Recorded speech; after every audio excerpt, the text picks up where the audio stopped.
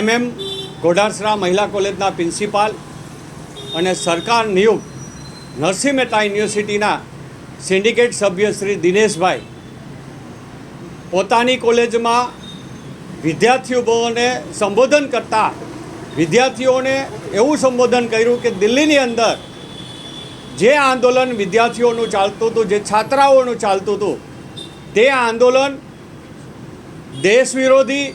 અને એ આંદોલન કરનારા દેશદ્રોહીઓ છે અને દેશને તોડનારાઓ છે।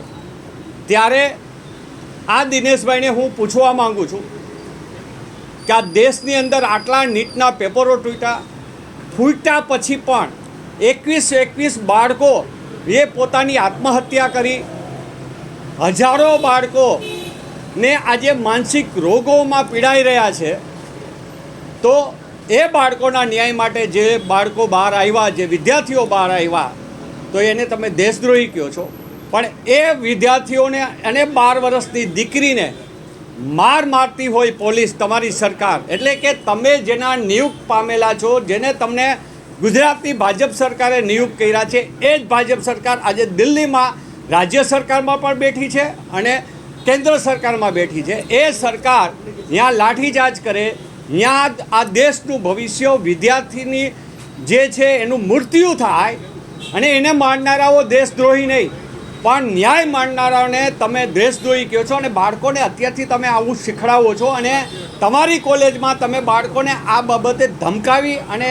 દેશની અંદર જે ન્યાય કેવી રીતના માંગવો જોઈએ અને એ ન્યાય માટે જે વિદ્યાર્થીઓ નીકળ્યા એને દેશદ્રોહી છે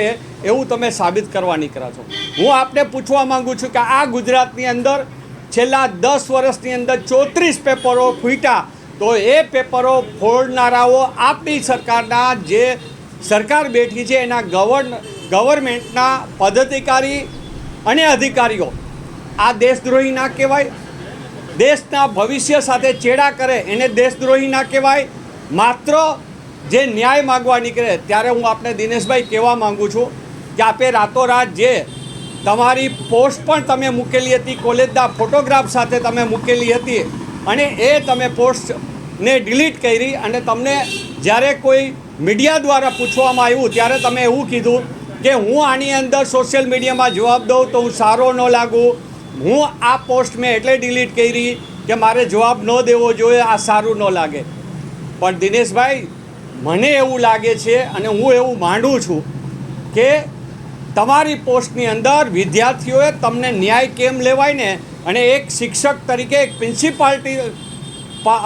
તરીકે તમારે કેવી રીતના વર્તવું જોઈએ એ તમને વિદ્યાર્થીઓ શીખડાયું એટલે તમે ડિલીટ કરી નાખી, કારણ કે તમારી શરમજનક પરિસ્થિતિ થઈ। આ દેશના પ્રધાનમંત્રીથી લઈ શિક્ષણ મંત્રી સહિત બધાએ આ 22-23 દિવસની અંદર જે છાત્રાઓ ઉપર જે અન્યાય કર્યો છે, જે લાઠીચાર્જ કર્યો છે, એ આ દેશના દેશદ્રોહી છે, આ દેશને તોડનારા છે, દેશના ભવિષ્ય સામે ચેડા કરનારા લોકો છે। એટલે આપ ચાપલુસી ભાજપની બંધ કરી દો,